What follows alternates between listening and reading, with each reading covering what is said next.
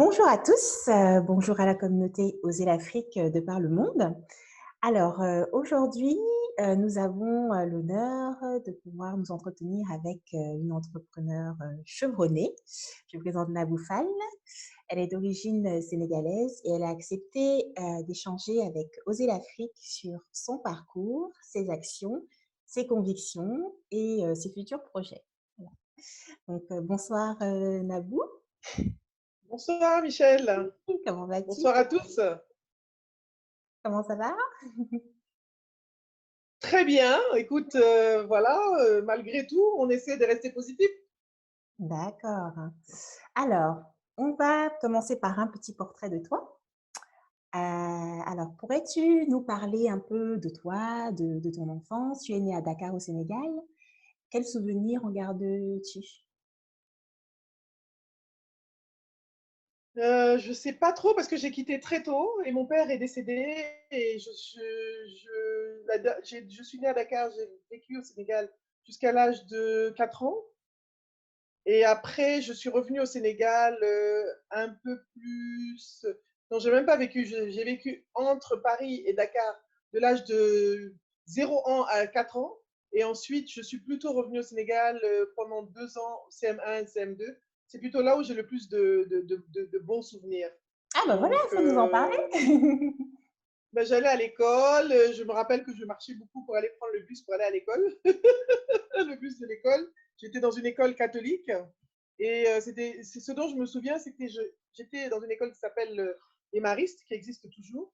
Et ce dont je me souviens, c'est que la majorité de la classe était musulmane, mais tous les matins, on faisait le Je vous salue Marie et le Notre Père. Et ça, c'est des souvenirs qui montrent bien la tolérance qui existait à cette époque-là, enfin qui existe toujours, cette cohabitation des religions où les familles étaient chrétiennes, musulmanes, mélangées. Donc, c'est cette belle époque. Et puis, c'est l'époque où j'ai appris le poème Afrique, mon Afrique. Donc, c'était une belle époque où on était, on était très, nos enseignants en tout cas, privilégiaient la littérature africaine, Kamara Lai, etc. Donc, c'était intéressant. Et les poètes africains, ce sont les souvenirs que j'ai en fait. D'accord.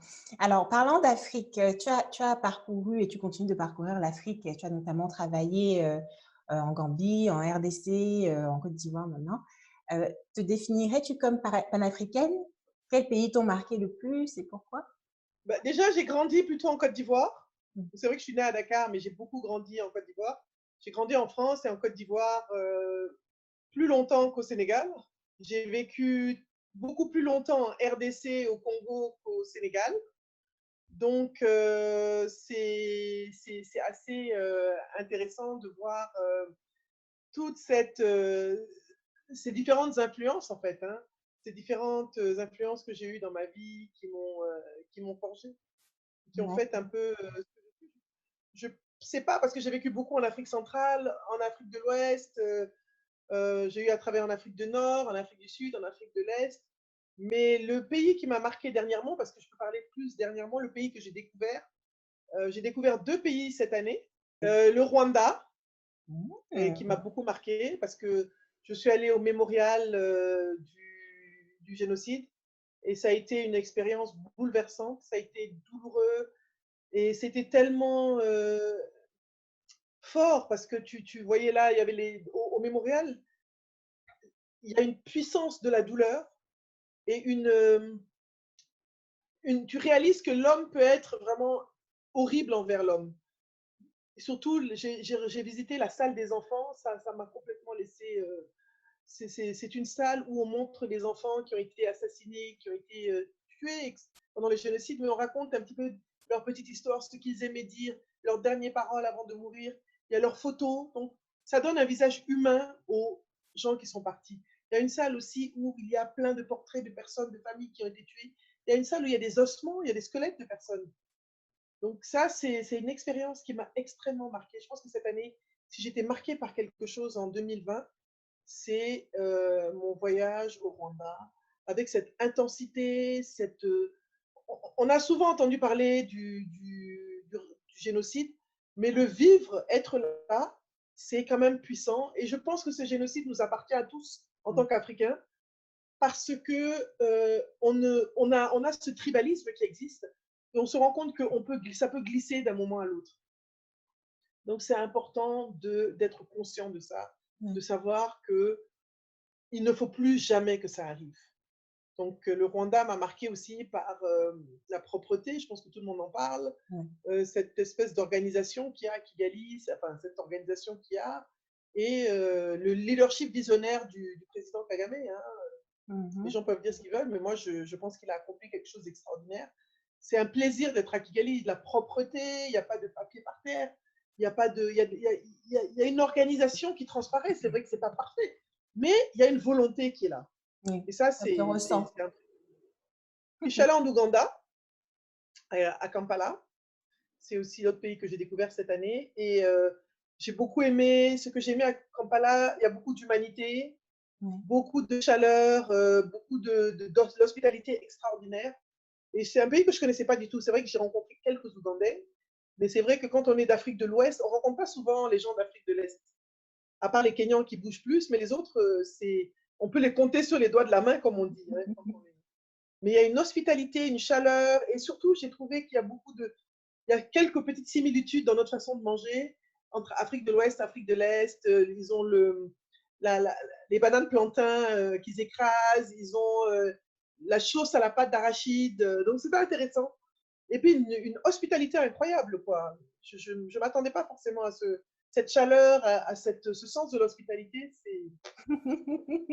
En fait, Ah, on mais a toujours c'est l'Afrique, l'impression que hein? c'est chez nous, c'est là où tu connais qu'il y a l'hospitalité, mais finalement, l'hospitalité africaine, Elle elle est est là. très africaine en général, quoi. Ouais, il y a une unité culturelle, ouais, je pense aussi, Oui, il y a beaucoup de choses qui nous relient, en fait.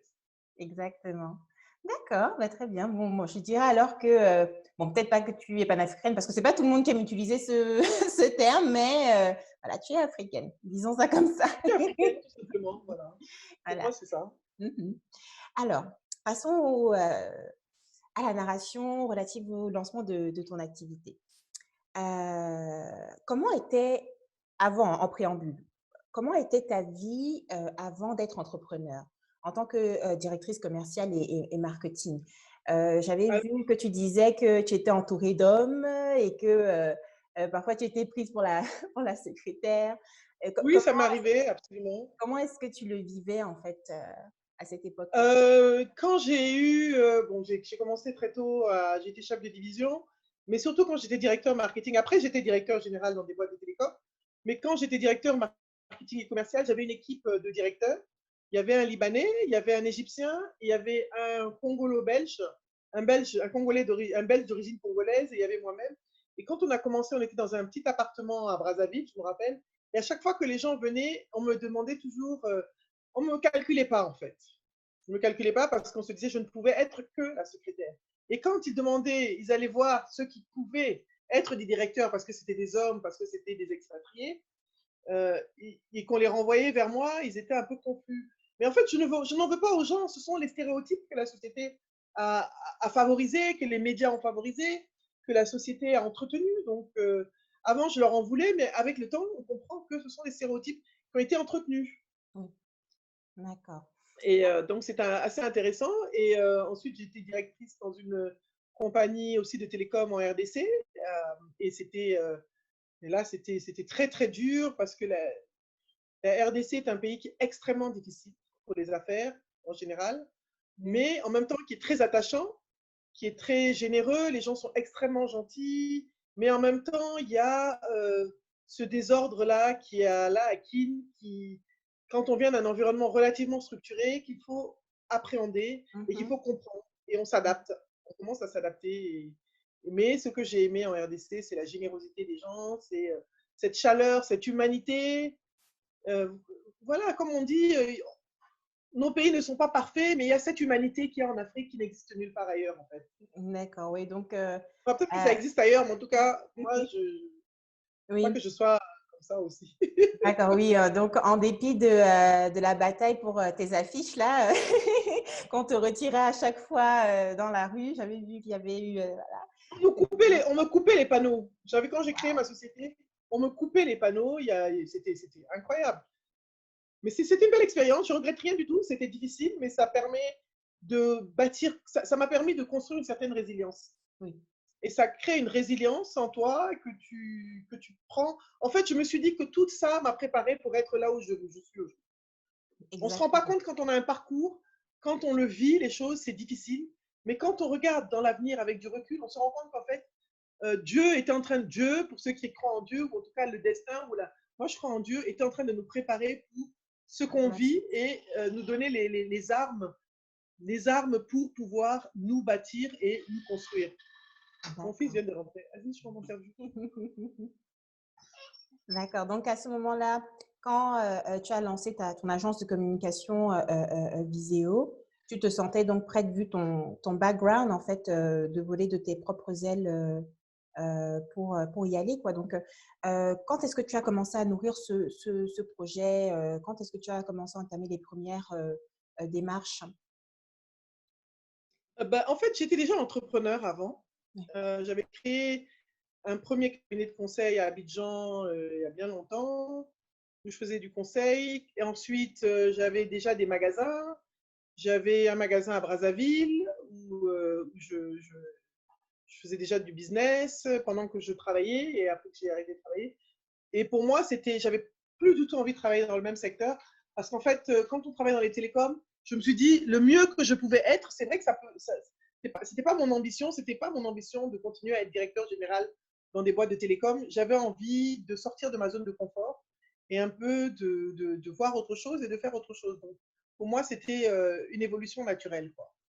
D'accord. Donc, oui, c'était juste dans la suite Oui, de parce que ton je me suis parcours. rendu compte d'ailleurs que des amis qui ont commencé beaucoup plus tard que moi l'entrepreneuriat, après 40 ans par exemple, c'est pas évident pour eux. C'est vrai que pour certains c'est bon, mais il faut se battre sur le terrain quand on a encore l'énergie de se battre.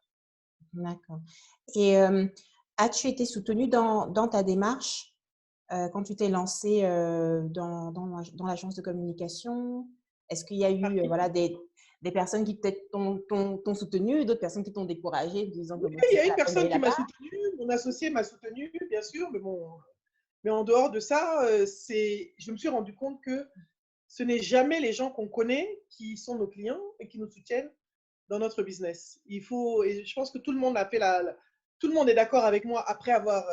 On se dit toujours, je vais créer une entreprise, je connais plein de gens, ça va marcher. Mais c'est pas vrai. Je vais créer une entreprise, je vais devoir me battre pour que ça marche. Que je connaisse plein de gens ou que je connaisse pas de gens, il y a un combat à faire. Il y a des vrais processus à mettre en place. Il faut faire le travail. Que tu connaisses ces gens que tu ne connaisses pas, il y a un travail à faire. Ce ne sont pas les gens qui vont venir te coopter. Au contraire, des fois, les gens que tu connais, ils viennent même pas chez toi, ils peuvent même aller chez ton compte. C'est assez bizarre d'ailleurs. Donc, il y D'accord. a quand même un vrai travail à faire. Comme si je ne connais personne, je fais le travail qu'il faut faire. Il faut, comme on dit, you need to sweat the sweat. Tu dois transpirer, tu dois te lever, aller voir les clients, te battre. Il y a eu des clients qui nous ont soutenus. Récemment, j'étais en Afrique du Sud et j'ai retrouvé une de mes premières clientes qui travaille dans une grosse société. C'était à l'époque, elle était directrice chez Devers et ça m'a fait plaisir de la voir. Une autre de mes clientes ensuite encore, qui était dans une compagnie minière aussi à l'époque. Donc, il faut travailler, il faut aller vers les gens, il faut leur expliquer ce qu'on fait. Il faut se battre. Il n'y a pas de. On monte pas un business et puis les gens te soutiennent comme ça. Secondo, financièrement, en tout cas dans le secteur bancaire en RDC, c'est difficile que les gens te soutiennent. Donc, c'était du refinancement permanent. Tu Oui. refinances avec ce que tu gagnes. C'est difficile. Tu es toujours sur la brèche financièrement alors que tu as de l'argent dehors. On te doit beaucoup d'argent. Mais le temps qu'on te paye, quand on te paye, tu refinances pour réinvestir dans autre chose. Donc, tu es en tant que chef d'entreprise, dans le business model que j'avais choisi, j'étais perpétuellement en train de gérer ma trésorerie, gérer mes investissements et c'était pas évident, mais c'était ce qu'il fallait faire et je pense que c'est ce que beaucoup de gens faisaient. Parce que D'accord. quand la banque te dit oui, on va te prêter 10 000 $, tu vas faire quoi avec 10 000 $? Tu vas nulle part avec ça, surtout pas dans l'activité que j'avais, en tout cas que j'ai là-bas. Ouais. D'accord. Ah oui, ouais, vraiment, bah, il faut être batailleur, hein. Il faut pas lâcher. Il faut être persistant, il faut de la persistance, il faut de la consistance, il faut y aller quoi. Et puis il faut être positif.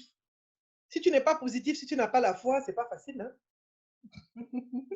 Eh bien, alors, en parlant de foi, en dehors du fait d'être entrepreneur tel qu'on te connaît, tu es aussi pour moi une artiste hein, parce que tu écris et puis tu travailles auprès des femmes. Alors, pourquoi avoir commencé à écrire? Alors, il semblerait qu'enfant, tu étais très renfermée, mais tu le faisais déjà. Donc, euh, euh, et tu as pris des cours aussi pour apprendre à te perfectionner ta plume ou pas? J'ai jamais pris de cours, non. Jamais pris de J'écris, cours? non, je suis pas du tout de profil, en réalité, je suis pas de profil littéraire. Je fais des études scientifiques, donc j'ai pas du tout un background littéraire, mais je me dis que plus on lit, et plus on écrit, et plus on se perfectionne, quoi. Comme on dit en anglais, practice makes perfect. La pratique parfait, je ne sais pas si j'écris bien, mais en tout cas, j'écris. Et j'écris, je suis des structures, je pense que plus on pratique, plus on s'améliore. Mais j'ai pas forcément, j'ai pas appris à écrire, quoi. D'accord, d'accord. Donc, c'est vraiment, plus tu écrivais, plus voilà, tu trouvais ton propre style et puis tu Exactement, continuais. ma voix, mais bon, j'écris depuis toujours, hein. D'accord. Et du coup, qu'est-ce qui t'a poussé à sauter le pas pour commencer à publier? Parce que c'est pas tout le monde qui écrit, qui publie. J'ai publié d'abord sur mon blog. Je vois quand les gens parlent de blog là, j'ai eu mon blog existe, tout mon site existe depuis 2009. 2008. Je pense qu'il est disponible si vous allez naboulov.com, vous allez voir, il y a des articles de 2008. Oui. Donc, c'est maintenant que je vois les gens devenir se parler, quand ils disent blogueur, ah, ok, je faisais ça depuis un moment, ouais, ok, right. Et je trouvais ça intéressant de partager avec les gens sur mon blog des D'accord. articles, des choses qui avaient trait et qui me concernaient, quoi. Je pense que tout ce qui concerne la femme africaine me concerne. Donc, comme je dis, je ne parle pas de quelqu'un que je connais pas, je parle de moi. D'accord. Est-ce que, tu pour tes écrits, ou bien même pour tout ce que tu fais en général, est-ce que tu as des références, des personnes qui t'inspirent, des personnes qui sont dans ton cercle très, très proche ou des personnes publiques? Toutes sortes de personnes m'inspirent. Si tu vas voir mon blog, là, tu verras toutes sortes d'articles, que ce soit sur des personnes connues, que ce soit des personnes inconnues. Ce sont des tranches de vie, ce sont des partages d'histoires de personnes que je reformule. Ce sont des histoires de vécu de certaines femmes. Je peux parler de Myriam Makeba, il m'est arrivé de parler de Nelson Mandela, je peux parler de ma grand-mère, je peux parler de mon amie, d'une grande sœur qui est décédée, de Katusha, qui était un mannequin qui est décédé il y a très longtemps, quelques années. Ce sont des choses qui nous concernent et chacun de nous se retrouve dans l'histoire de l'autre. Je pense que les histoires des autres aussi sont nos histoires parce que on a tous, euh, on a tous vécu ce que d'autres ont vécu. D'accord. Et que penses-tu de la place de la femme noire en Afrique, si je puis dire ça comme ça, parce que bon, il y a, je pense, quand même plusieurs Afriques. Dans les lieux que tu as eu à visiter, comment est-ce que tu voyais que les femmes étaient insérées dans la société, euh, notamment par rapport à l'image qu'on peut donner d'elles à l'extérieur, en fait, tu vois, du point de vue peut-être occidental. Je pense que l'image de la femme noire, c'est exactement l'image que l'Afrique a aujourd'hui. Mhm. Il y a une catastrophe, une pandémie mondiale. Le fait que l'Afrique ne soit pas frappée durement par la pandémie, ça perturbe les gens. C'est la même chose. On a toujours vu les femmes noires nourrir l'imaginaire collectif des autres comme une victime perpétuelle, une victimisation permanente, surtout dans l'image qu'on donne de la femme noire dans les médias, dans l'image qu'on donne dans les films, qu'on donnait dans les films. Donc la femme noire a dû se battre pour prendre sa place. Récemment, je discutais avec une amie, je dis c'est fou, dès qu'il y a un débat sur LinkedIn, sur Twitter où on attaque une femme noire ou une femme africaine, même noire, parce qu'elle vienne d'Amérique ou d'ailleurs, une femme noire en général, quelle qu'elle soit, nous toutes, nous y allons sans essayer même de savoir si elle a raison ou pas, parce qu'en fait, on a été traumatisés. On a tellement toujours été mis en marge que dès qu'on s'attaque à l'une de nous, on a cette tendance tout de suite à se rallier derrière celle qui a été attaquée pour la défendre, sans toujours essayer d'être objective. Et c'est vrai que c'est pas forcément bien. Donc la femme noire, elle a dû se battre, elle doit tout le temps se battre pour pouvoir trouver sa place. Parce que, et c'est pour ça qu'on dit, en anglais, on dit the angry black woman, la femme noire en colère, mais en fait, on n'est pas en colère. Quand c'est les autres, on ne dit pas qu'elles sont en colère, mais on a toujours dû se battre pour se positionner, pour avoir une place, pour avoir... Moi, je vais prendre un exemple. Il m'est arrivé une aventure hier. J'ai posté 2 vidéos sur LinkedIn. un monsieur d'une indélicatesse et d'une idiotie m'envoie un message pour me dire que on voit mes seins sur la vidéo. Il faut aller voir la vidéo. Et que ce n'est pas bien, une femme ne doit pas se comporter comme ça, surtout si elle est mariée, surtout si elle est comme ça. Je lui ai même pas répondu, je l'ai bloqué, j'ai pris son post et je l'ai partagé sur LinkedIn parce que je trouvais que c'était complètement. Donc les gens, tout le monde a quelque chose à dire sur la femme noire. Tout le monde. Qu'il soit noir, blanc, jaune, vert, tout le monde a son opinion sur la façon dont on s'habille, la façon dont on se coiffe, puisque avoir les cheveux crépus, on a vu des jeunes filles en Afrique du Sud se faire renvoyer de leur école, on a vu des femmes dans Oui, certains... oui. Tout le monde a une opinion sur nous, sur tout ce qu'on fait.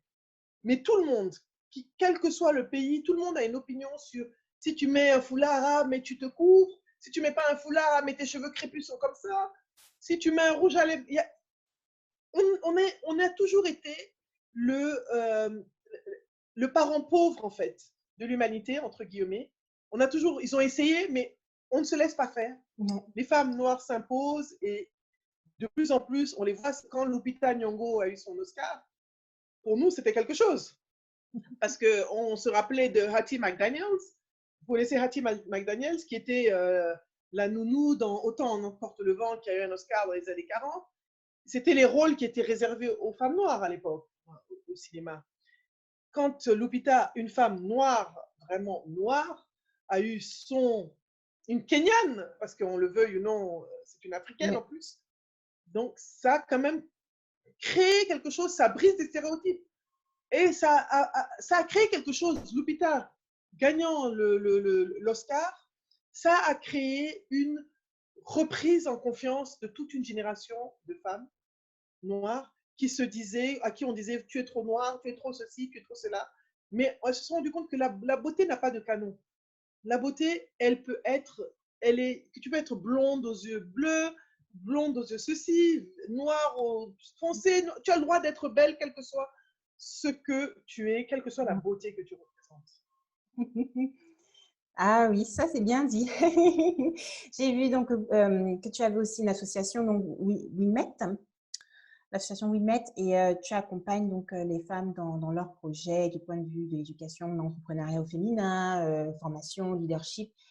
Euh, Quel conseil donnerais-tu aux femmes pour qu'elles puissent gérer au mieux les avances maladroites, par exemple, des clients? Ça, c'est des trucs qui se passent souvent en pratique, C'est notamment des pour les femmes réalités, noires.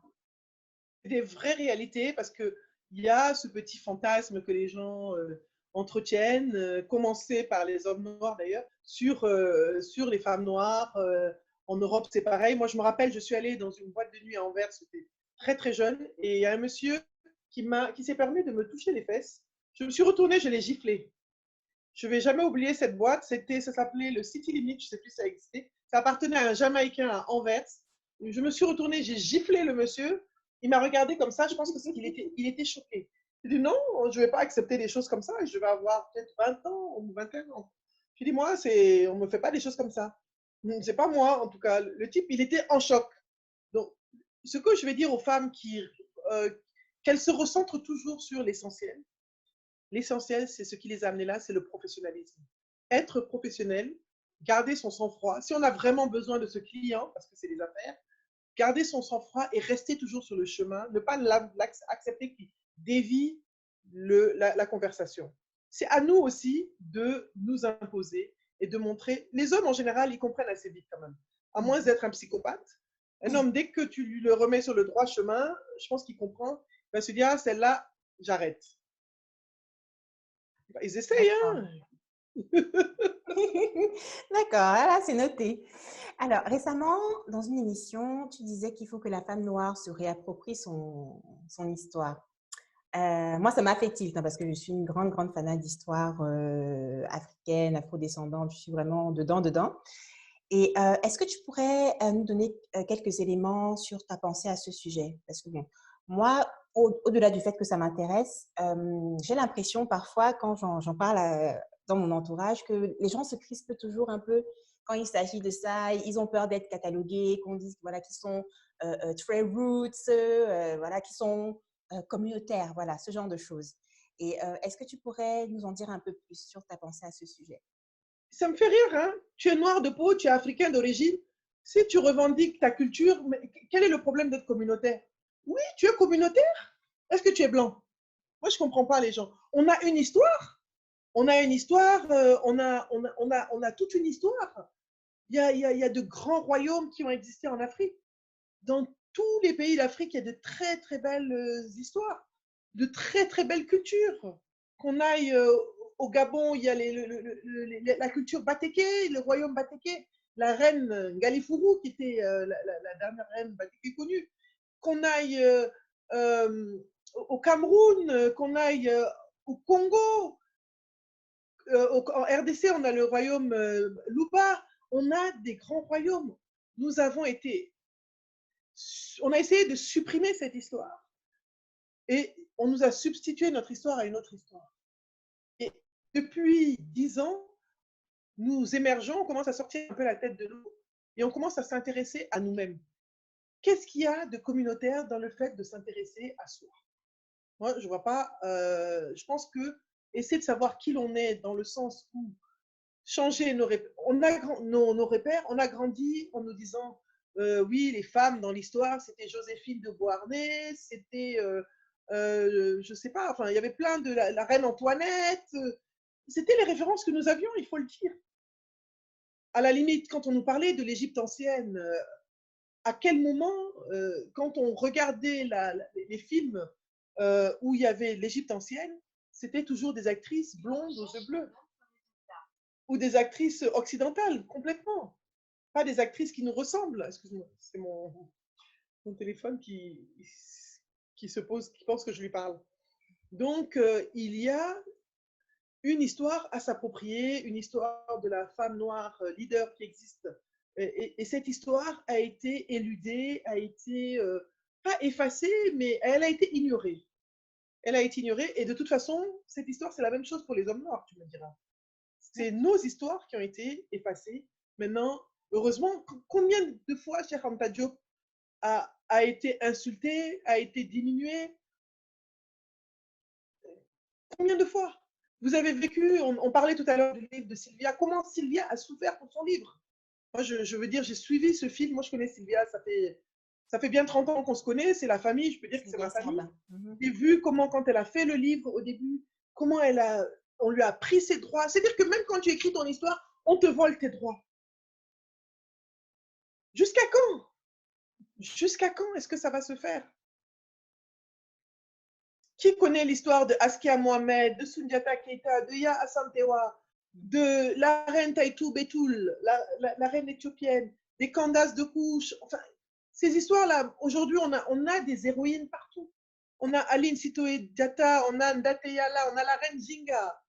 On a tellement de contenu dans notre histoire qui nous permet de nous réapproprier notre identité et qui nous permet d'être nous avec fierté. Et c'est ce que la meilleure preuve que je peux avoir de ça, c'est quand le film Wakanda est sorti, il y a eu un engouement parce que representation matters. Ah oui. Voir des Noirs qui règnent, on n'était ni les esclaves, on n'était ni les malheureux, on n'était ni les bêtes de somme, on était les leaders, les chefs, on était ceux qui gouvernaient le monde avec nos recherches. Rien que ça veut dire que la façon dont on raconte nos histoires, le narratif, si nous ne le contrôlons pas, le narratif va continuer à être le même. Aujourd'hui, quand je regarde des films comme pourquoi est-ce que Scandale a eu un succès incroyable? Parce que c'est une femme noire qui contrôlait un peu le narratif. Pareil avec How to Get Away with Murder, avec Viola Davis. On avait besoin de ces personnages. On en a besoin pour pouvoir s'identifier et se dire que nous pouvons. On parle de role model, eh bien, c'est une réalité. C'est une réalité. On a besoin de s'identifier à ces femmes-là. Une Winnie Mandela, on avait besoin d'elle. On a besoin des premières femmes mannequins comme les Mounia, comme les Katusha. On avait besoin de savoir que nous aussi, on pouvait être dans ce sillage-là. Et c'est pareil, que ce soit dans les sciences, que ce soit dans la mode. Et c'est ça, raconter son histoire, contrôler son narratif. Aujourd'hui, nous avons une histoire à raconter. Chacun de nous est représentant, chacun de nous doit contrôler son narratif. Et c'est pour ça que nous devons accepter de parler. Souvent, les femmes, quand on leur dit oui, est-ce que non, moi, je ne peux pas parler. Non, moi, non. Alors que quand on raconte nos histoires, on la contrôle. Le simple fait de la contrôler, de raconter nos histoires, nous permet d'avoir un contrôle sur le narratif. Comme ce que Oser l'Afrique fait. Le fait d'avoir des personnes qui viennent, des Africains qui viennent raconter leur histoire, c'est une façon d'imposer notre narratif aussi, de le mettre sur la place. C'est un travail très important. Ce n'est pas juste, oui, c'est une émission, non. Les gens ne se rendent pas C'est compte de pas de l'importance. l'entertainment. C'est pas de l'entertainment, non. C'est ce qui va rester pour nos enfants. Nos enfants doivent pouvoir voir que, ah tiens, il y a une émission où je peux aller écouter des Africains ou des Africaines qui font des choses. Il y a des gens qui mettent des portraits sur les réseaux sociaux. C'est tous ces gens, tout ça c'est important. C'est important que nous puissions mettre en avant les autres. Quand je peux mettre en avant quelqu'un, je le fais. Une femme noire qui fait quelque chose de bien, je le fais parce que c'est moi que je mets en avant. Je ne sais pas si tu comprends ce que je veux dire. Ce n'est pas une question de moi en tant qu'ego, mais moi, ce que je représente. Et ça, c'est important pour moi. Il faut que les gens, qu'on apprenne à sortir de nous, notre petite personne, pour aller vers le plus grand. C'est beaucoup plus fort que nous. C'est plus que nous. D'accord. C'est des choses qui doivent être transmises. Et donc, en parlant de transmission, en général, et d'éducation, toi-même, tu es vraiment bardé de diplômes. Hein. J'ai vu donc génie informatique, option système et réseau de communication de l'ESG informatique de Paris, master en finance et organisation des entreprises, certificat en leadership féminin de Harvard Business School. Quel message as-tu pour les jeunes femmes d'Afrique par rapport à l'éducation en général? Et que penses-tu des autres modes de transmission, en particulier l'apprentissage au contact de la nature, des anciens, l'oralité? Alors, l'éducation, c'est très important. Moi, comme je l'ai dit, j'ai perdu mon père, j'étais très jeune. Ma mère était veuve à 21 ans. Donc, ma mère se disait, pour que son enfant s'en sorte, il faut qu'elle étudie. Donc, c'est aussi le choix des parents. Qu'est-ce que nos parents ont décidé? Et je pense que toutes les filles que je connais, les mamans qui ont commencé à voir, comme on dit, clair, ont eu le même message. Quand j'échange avec des amis, toutes les mamans ont le même message. Ton premier mari, c'est ton travail. Oui ou non? Je pense que tu connais ce message-là tout autant que moi. Nous avons tous eu toutes eu ce message-là parce que nos mamans ne voulaient pas que nous soyons dépendantes et que nous souffrions de la dépendance et que nous soyons enfermés dans des vies qui ne nous conviennent pas. Merci maman. Donc moi, je peux dire que ma mère a fait ce qu'il fallait. Et nous sommes 4 filles. Et je pense que on pense par nous-mêmes. Nous ne sommes pas conditionnés par les pressions que la société met sur nous, en tout cas pas moi, et je pense que mes sœurs non plus. Donc ça crée une indépendance d'esprit. Ce que j'ai à dire aux jeunes filles aujourd'hui, aux jeunes femmes, apprenons autant que possible. Apprendre, ce n'est pas seulement aller à l'école, tout à fait, je suis d'accord avec toi. Apprendre, c'est s'asseoir avec une bonne grand-mère qui nous transmet des choses. Apprendre, c'est aussi connaître l'histoire de nos aïeux. Apprendre, c'est savoir comment est-ce que... Parce qu'une chose est sûre, c'est que nous, avant l'indépendance, on existait. Avant les colonisations, nous existions. Nous existions. Quand nous sommes venus à l'indépendance, nous avons existé avec les codes des autres. On a fait un peu du copier-coller. Ce n'est que maintenant qu'on est en train de penser à l'adaptation. C'est une réalité qui est là. Au bout de 50 ans, c'est maintenant qu'on commence à dire, ah tiens, il faudrait peut-être qu'on adapte. Ce n'était pas vraiment adapté à ce que nous avons copié-collé. Ouais. Pas vraiment pour nous. Donc, ce qui existait avant, c'est important de le connaître.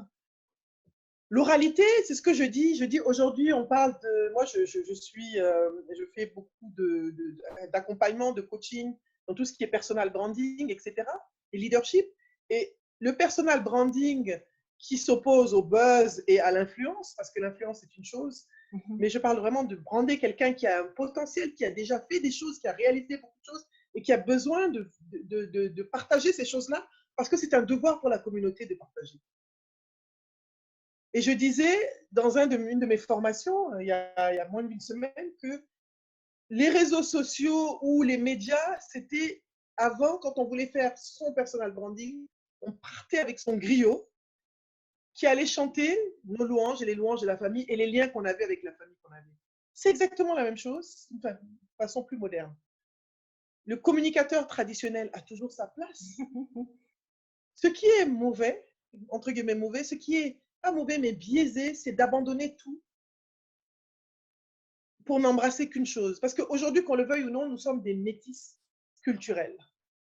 On ne peut plus dire non, moi, tout ce que j'ai appris, on ne peut plus. C'est un choix que nos parents, nos grands-parents ont fait à l'indépendance. Aujourd'hui, nous sommes obligés d'embrasser les deux, mais de savoir prendre le meilleur des deux et de nous approprier ça pour exister et être nous-mêmes. C'est-à-dire créer notre propre modèle ou nos propres modèles. En parlant de créer ses propres modèles, si tu pouvais révolutionner l'éducation en Afrique, que proposerais-tu? Déjà, la première chose, j'ai toujours aimé l'histoire. Hein. J'ai toujours aimé l'histoire.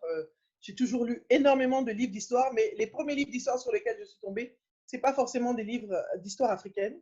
C'était la Grèce antique, Rome, l'Égypte ancienne. Donc, j'ai toujours aimé l'histoire.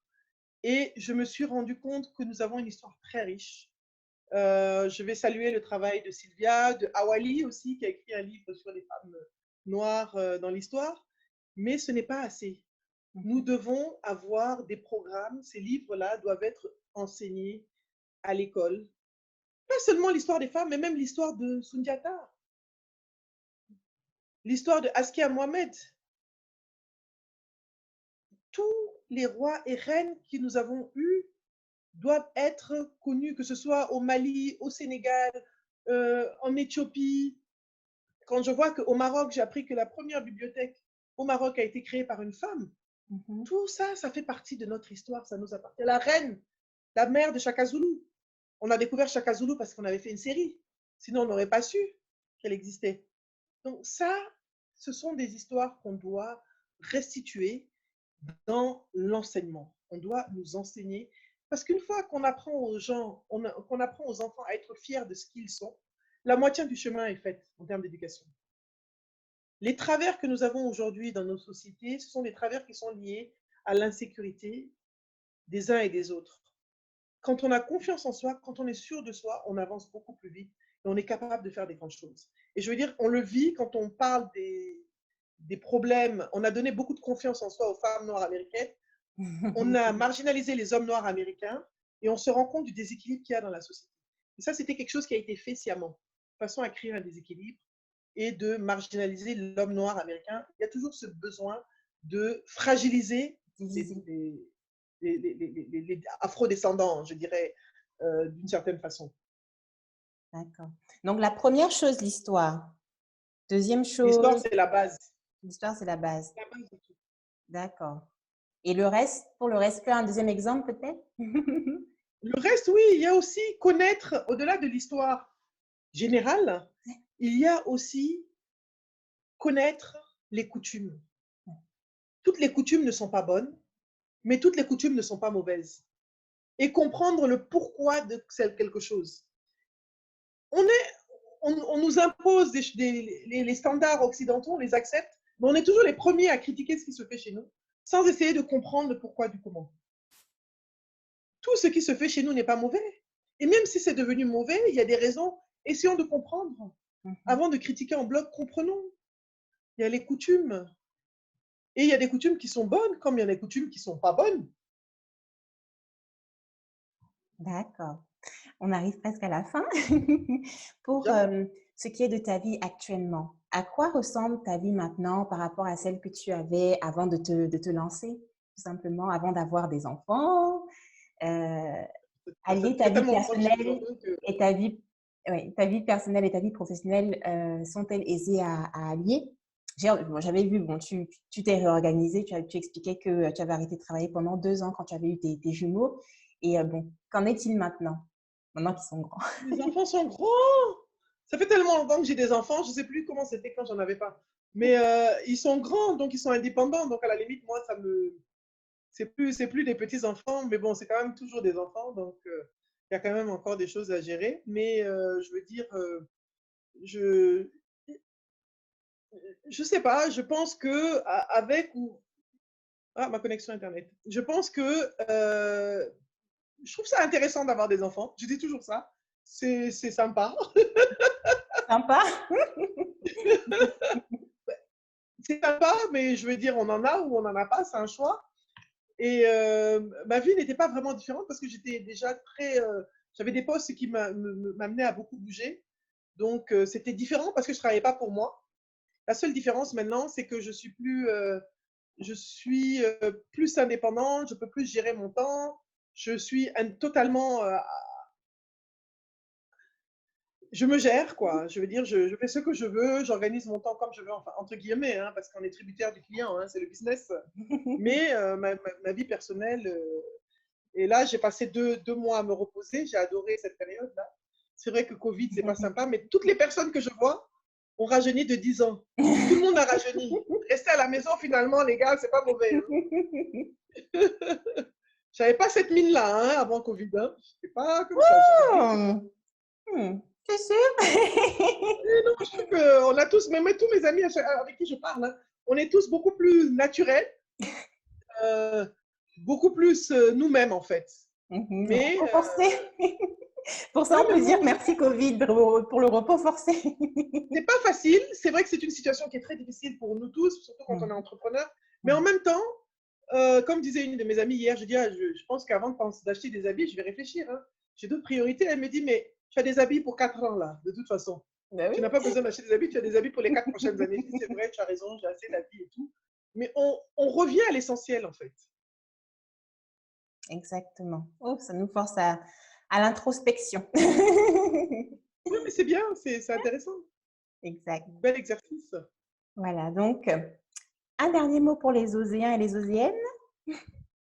Alors, les Oséens et les Oséennes, osez déjà, mais osez aller au-delà de ce que vous voyez en vous. Vous voyez quelque chose en vous, ne doutez pas de vous, vous avez les possibilités, vous avez les capacités. Donnez-vous les moyens de développer vos capacités, de développer vos possibilités. Formez-vous, informez-vous. Si vous avez choisi de faire quelque chose, faites-le. Mais quand je dis faites-le, faites-le. Agissez en conséquence, de façon à pouvoir aller au bout de ce que vous voulez. Parce que la vie, eh ben, on n'en a qu'une, hein. On n'en a pas deux. Et notre héritage, qu'est-ce que vous comptez laisser? Vous savez, quand quelqu'un part, il est rare qu'on dise de quelqu'un, c'est dommage, il est parti parce qu'il était milliardaire, c'est triste. Jamais. On dit c'est dommage, il est parti, il a fait ceci, il avait cette pensée-là, il nous a inspiré ceci, cela. Donc, c'est vrai, c'est important de gagner de l'argent, de gagner correctement sa vie, d'être indépendant financièrement, mais c'est bien aussi de vivre ses rêves, de vivre en fonction de ce qu'on a envie de donner au monde et ce qu'on a envie de partager aux gens. Merci beaucoup. Merci beaucoup. Alors, nous, au niveau d'Oser l'Afrique, on a effectivement Oser l'Afrique en ouvrant un espace d'accompagnement pour des porteurs de projets au Cameroun, à Yaoundé. Et donc, si d'aventure tu passais par là, nous serions très heureux de t'y recevoir. Avec plaisir, avec plaisir. Ça fait tellement longtemps que je suis pas allée au Cameroun. Je disais, on dirait qu'on m'a marabouté pour que je n'aille pas au Cameroun. J'allais beaucoup au Cameroun. D'ailleurs, quand j'étais adolescente, donc j'allais passer mes vacances au Cameroun. Et ce qui fait que j'ai de très, très bons amis camerounais depuis très, très longtemps. Et tout le monde me dit, mais comment tu les as connus? Ben, j'allais en vacances au Cameroun pendant mon adolescence. Ah bon? Ça faisait bizarre quand même. Ça fait plaisir à entendre. Ben, merci beaucoup, Nabou. Merci beaucoup à vous de nous avoir suivis. J'espère que ça vous a plu. Et à très, très, très, très, très vite. Au revoir. Merci à tous et bon courage.